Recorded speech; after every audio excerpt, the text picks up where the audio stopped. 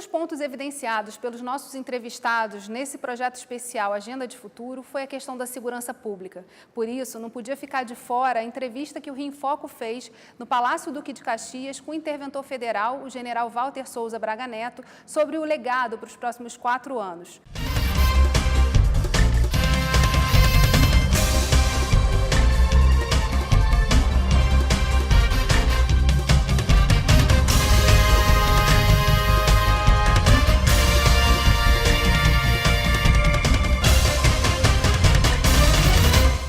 Quando se fala do desenvolvimento econômico, é muito evidenciada a importância da segurança pública. Qual é o legado que a intervenção federal vai deixar para os próximos 4 anos? Olha, a intervenção federal, ela é estruturante. As pessoas se focam muito no legado material da intervenção. E o principal legado da intervenção é o intangível. É a formação dos policiais, é a motivação, é a parte estruturante, estrutura logística, estrutura das escolas que nós estamos arrumando, ajudando eles a fazerem, né? Então, essa parte estruturante, ela é uma parte muito importante desse legado. Eu estou falando do legado para a segurança pública, tá? Planejamentos e tudo mais que nós estamos trabalhando junto com eles, nós não estamos fazendo isolados, estamos trabalhando juntos. Inclusive, eles estão muito motivados com relação a isso. Eles estão sentindo que nós estamos dando uma importância que realmente eles têm na opinião deles com relação a esse legado. E uma parte, o mais importante desse legado é, na hora que nós sairmos, essas instituições da segurança pública sejam vistas como instituições de Estado, não sejam alvo de motivações políticas, porque a instituição armada não pode estar motivada, voltada para esse lado político. Um dos pontos importantes da intervenção federal foi o planejamento estratégico, que já foi entregue. O que foi reorganizado nesse processo de intervenção? Se eu fosse falar tudo, nós íamos ficar um tempo enorme aqui, né? Porque você tem o bombeiro, que estava bem adiantado nisso, você tinha a polícia, não quer dizer que eles não tivessem, tá? Eles não estavam sistematizados, né?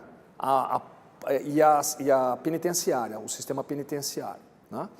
Esse planejamento estratégico que nós fizemos para eles foi exatamente para que no futuro eles tivessem, se fossem instituições de Estado, houvesse redução dos índices de criminalidade e passassem a trabalhar a gestão de cada uma das instituições conforme é previsto na literatura de gestão, de empreendimento e tudo mais.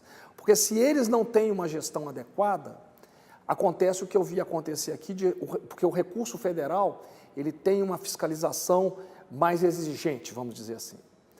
E cansei de ver aqui agora recurso federal retornar por falta de não cumprimento daquilo que está especificado nas normas e regulamentos dos projetos, dos trabalhos de gestão na nível federal. Mas essa expertise também foi trocada? Nós estamos pagando cursos para eles. Nós estamos fazendo cursos de gestão, estamos integrando inteligências. Você vê, estamos fortalecendo corregedoria, né? Porque a maioria do pessoal é muito boa.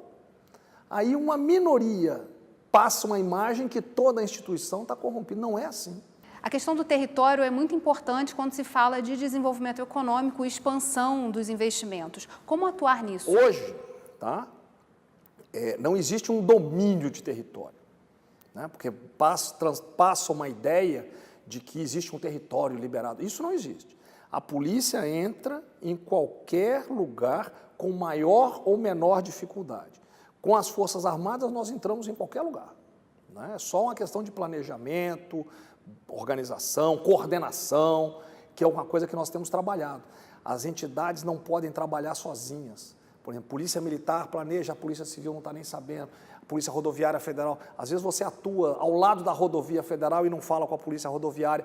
Isso nós estamos integrando. Por isso é que os índices estão caindo. A experiência da Força de Pacificação na Maré e em outras operações que foram feitas pelo Exército nos últimos anos ajudou no processo de intervenção federal na segurança do Rio? Olha só, o emprego da tropa na Maré é bem diferente do emprego da tropa agora, tá?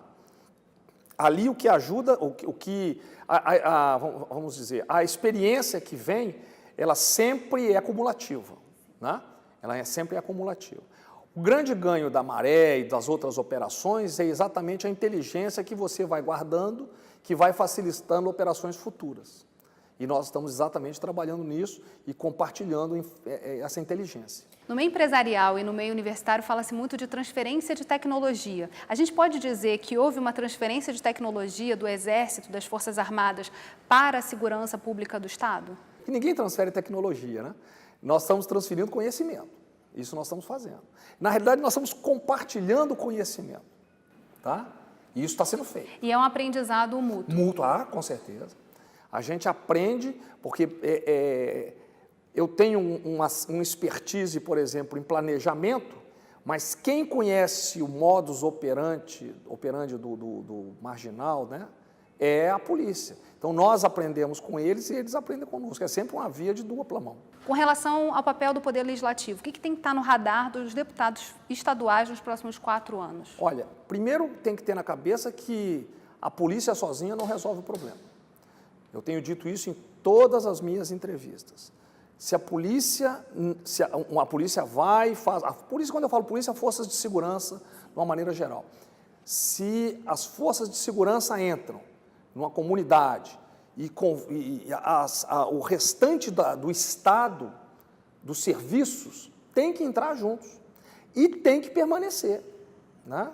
Eles têm que permanecer. Então, o Legislativo tem que ter essa visão de que o Estado não é um problema somente de polícia, que existem mudanças legislativas que têm que ser feitas por causa da questão previdenciária, por exemplo, né? Da progressão de carreira. Eu tenho, do jeito que foi montada a polícia e o bombeiro aqui no Estado, muitas vezes trocando aumento salarial por promoção, você chega a uma fase que você só tem coronel e subtenente na polícia. Então, isso tem que ser reestruturado. Eu posso reestruturar as praças com um decreto meu, que eu sou governador, né? Mas só as praças. Os oficiais têm que ser feitos pelo Legislativo, né? Eles têm que fazer leis que gerem emprego. Eu não vou ensinar o Legislativo, quem sou eu, mas eles têm que se focar em leis que gerem emprego, porque não adianta eu pacificar uma área e não ter emprego para essa área. A população tem que ter oportunidade, tem que ter uma expectativa, uma perspectiva de melhora. Então, esse trabalho tem que ser feito. E se o dinheiro não é suficiente, eles têm que planejar e saber dividir e atender às prioridades. O Estado do Rio teve um processo, uma aquisição de legados importantes pelos mega-eventos olímpicos, como o CICC, por exemplo. Ter essa herança ajudou também nesse processo de fortalecimento da segurança pública? Olha, inteligência você não resolve com um problema dando ordem. Inteligência é confiança. Então, isso aí é um trabalho paulatino, depende muito das pessoas que estão trabalhando, tá? Se você botar pessoas, vou voltar naquela questão da instituição de Estado. Quando você pega uma instituição de Estado, a pessoa ascende na instituição de Estado por mérito, tá? Quando eu começo a fazer pedidos políticos, atender pedido, não, quero o coronel fulano em tal lugar, promove fulano, sem mérito, isso aí vira um balcão de negócios. E a primeira coisa que desaparece é troca de informação, porque as pessoas perdem a confiança. Então, quando a intervenção, nós estamos já planejando a transição, eu vou entregar amanhã para o presidente, na quarta-feira, o plano preparatório para a transição da intervenção. Quando ela está prevista para ir até 31 de dezembro, né? Aí eu digo sempre que ela não precisa passar de 31, mas também não deve ser antecipada, feito está no jornal de hoje. Não deve ser antecipada, porque prejudica aquele intangível. É aquilo que nós estamos trabalhando, que não é só compra, tá? É a preparação, é o trabalho conjunto, isso aí é prejudicado, né? Então, o Legislativo ele tem que prosseguir, seguir esse planejamento que nós fizemos, de meritocracia, de trabalho planejado, isso tem que ser seguido.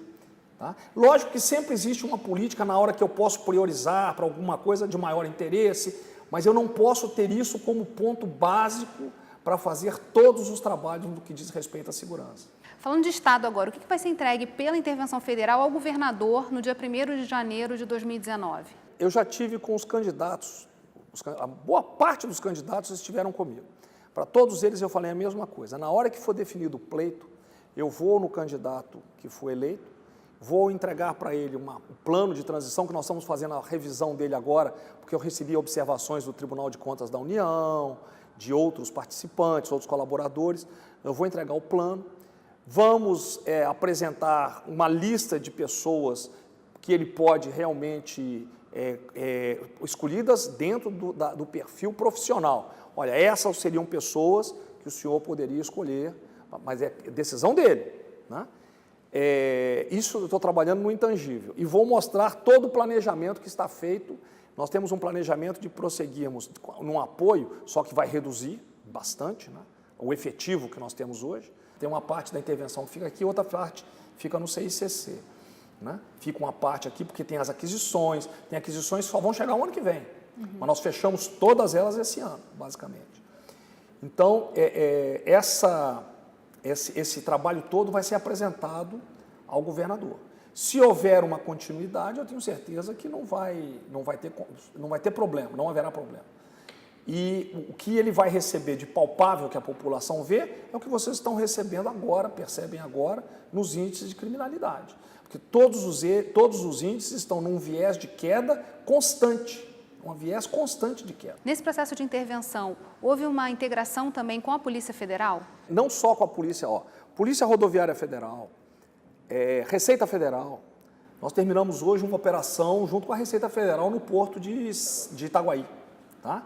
Receita Federal, as forças militares, nós temos um sistema de vigilância da fronteira que está alimentando também a parte de inteligência. Então, e isso vem sendo construído aos poucos, porque é aquilo que eu disse, o conhecimento na parte de inteligência, ele não é assim, eu te conheci e eu passo o dado. Então, nós fomos trabalhando.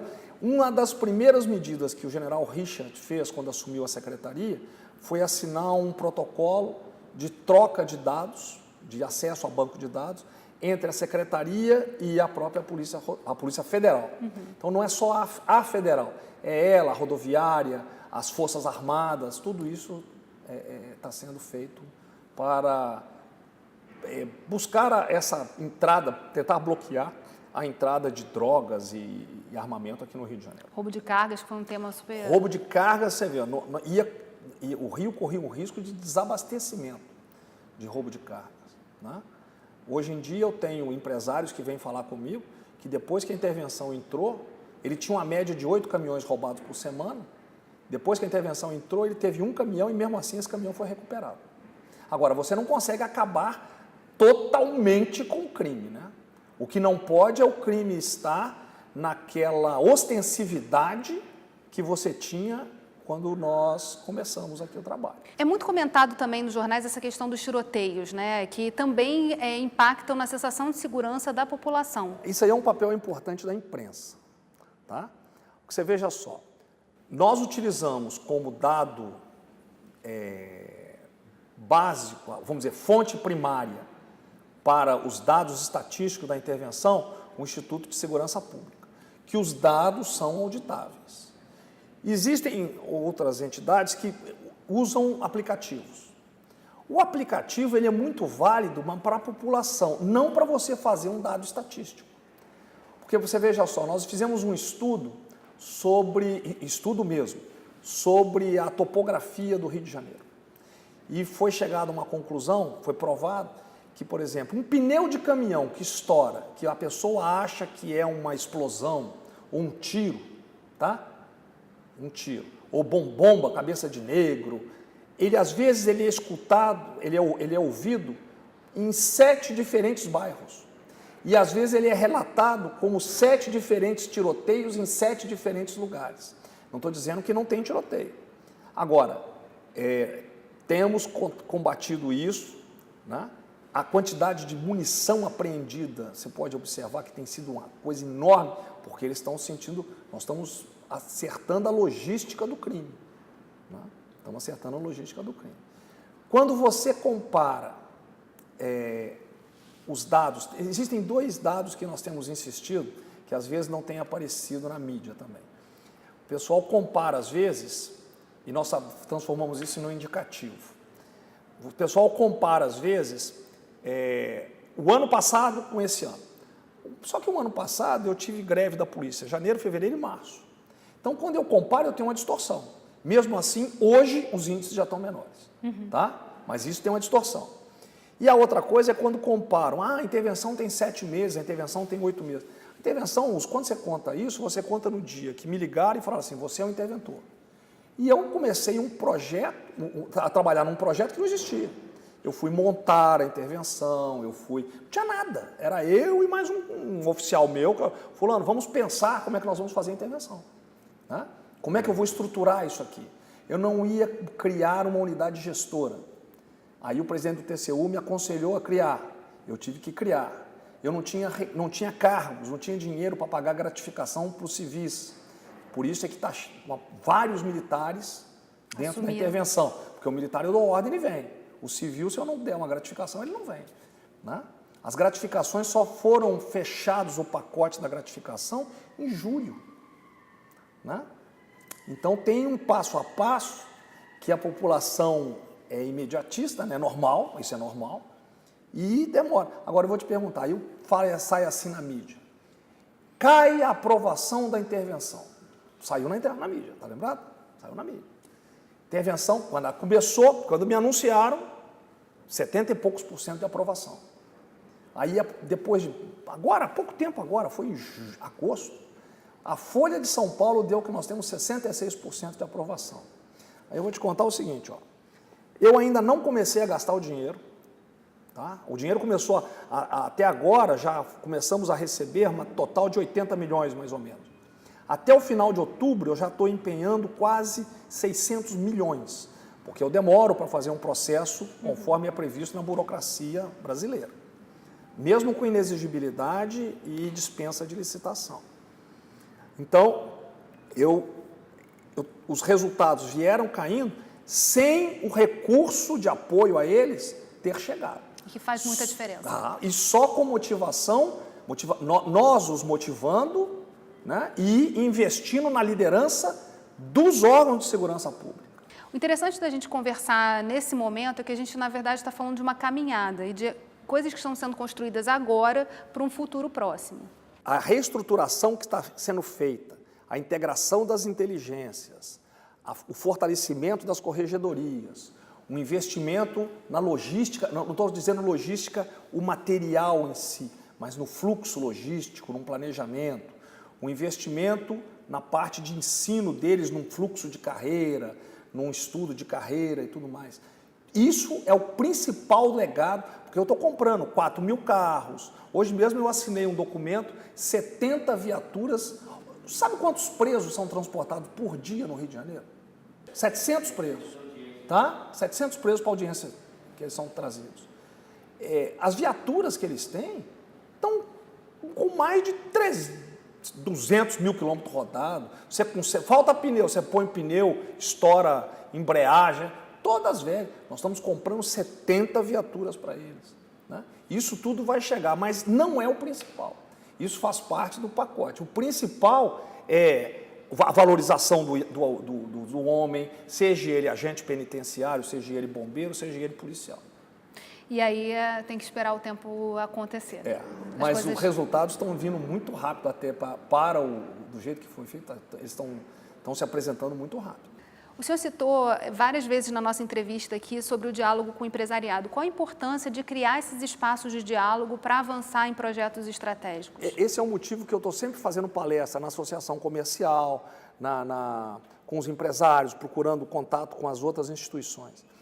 O empresário é a base de tudo por 2 motivos principais. Primeiro, que ele vai gerar aquele emprego que eu falei que é necessário. Ele vai investir. Para ele investir, ele tem que ter confiança, tem que ter segurança. A segurança não é uma coisa isolada. O que eu não gostaria é que as pessoas vissem isso como uma coisa isolada. Tá? Então, o empresário é importante nesse aspecto. Ele investe, ele traz riqueza, ele traz... Porque aí vai gerar o recurso para pagar o policial e tudo mais, do imposto e tudo isso é um pacote só. Esse é um... E o outro lado é que o empresário, como ele é a pessoa que põe o dinheiro, ele tem capacidade também de monitorar e cobrar que aquela política que foi programada, que foi planejada, seja corretamente executada. Esse é um papel importante. Eu vi isso no Espírito Santo, que os empresários fizeram um planejamento de vários anos. Eu me lembro que eles tinham um plano, não sei se era Vitória ou Espírito Santo, porque o Espírito Santo também é subordinado a mim, o Estado, né? A Força Armada lá. 2025 e já estavam fazendo para 2030 ou algo parecido. Iniciativa dos empresários, porque ele é que banca os impostos. Né? Nós falamos nessa entrevista do papel da sociedade, do empresariado, falamos do que vai ser deixado para o governador que assume em janeiro de 2019, também do papel do legislativo em relação ao futuro, né? E essa sensação e essa confiança. Qual é o recado que o senhor deixa para o nosso telespectador? Olha, eu posso falar nessa confiança no tocante à intervenção. Nós estamos monitorando. O militar, ele é, por natureza, positivista e cartesiano. Então, ele se baseia em números, em fatos, em resultados. E pelos resultados que nós temos visto, tudo aquilo que a intervenção se propôs para ajudar a segurança pública está sendo atingido e será atingido. E o tempo é suficiente? Não tenho dúvida que a intervenção vai ter sucesso naquilo que ela se propôs e o tempo, se houver uma continuidade daquilo que foi planejado, ele é suficiente e a polícia, as forças de segurança aqui, têm perfeita condição de tocar para frente esse trabalho, desde que não haja interferência e nem acertos que possam prejudicar essa questão do mérito dentro da segurança pública.